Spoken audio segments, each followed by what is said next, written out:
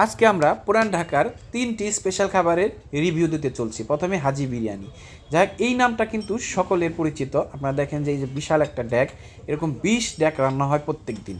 আমরা এই যে দেখেন যে কাঁঠাল পাতা আর কি, কাঁঠাল পাতা দিয়ে বক্স তৈরি করছে ওনারা, কিন্তু এইখানে পার্সেল দিয়ে এই কাঁঠাল পাতার মধ্যে করে আমরা যখনই আসলাম এখানে দেখলাম যে অনেক ভিড়। এই যে আপনারা দেখছেন যে একটা গ্রুপ, এই গ্রুপটা সম্বন্ধে পরে বলবো। আমি এর আগে অনেকবার গিয়েছি, তখন কিন্তু মানে যখনই আসি তখনই এরকম ভিড় থাকে। যাই হোক, আমরা দুজনে দুইটা প্লেট অর্ডার করলাম আর কি। এক প্লেটের দাম 240 টাকা করে, সাথে আমরা বুরহানিও নিয়ে নিলাম। এখানে শুধু একটা স্পেশালি জিনিস পাওয়া যায়, শুধু বিরিয়ানি, আর কোনো কিছু না। খাসি দিয়ে তৈরি। আমার কাছে যেটা মনে হয়েছে সেটা হচ্ছে অন্যান্য যে খাসি দিয়ে বিরিয়ানি তৈরি করে একই রকম, এখানে হচ্ছে নামে চলে আর কি।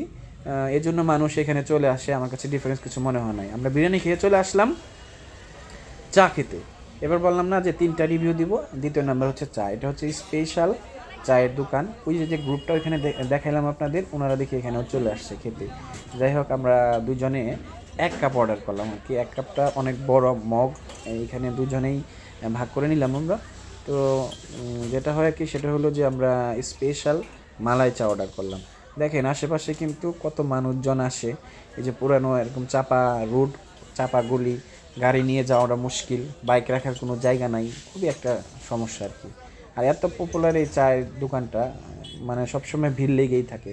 দেখেন, আপনারা দেখে থাকবেন, এই যে দেখেন কত সুন্দর চা দেখতে, এত সুন্দর।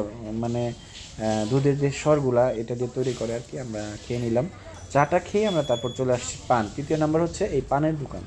তো যাই হোক, পুরান ঢাকার কিন্তু 2টা খাবার খেয়ে ফেললাম, এবং তৃতীয় নাম্বার হচ্ছে পান। এই পানটা আমার কাছে মিষ্টি পান আর কি। এইটার থেকে আমার পল্লী বিদ্যুতের যে পানটা খেয়েছিলাম ওইটা আমার কাছে ভালো লেগেছে। আমরা এবারও বরাবর একটা পান অর্ডার করলাম, দুজনে ভাগ করে খাইলাম। খাবারের শেষে পান খেতে কিন্তু ভালোই লাগে। আপনাদের কেমন লাগে আমাদের কমেন্টে জানান। ধন্যবাদ।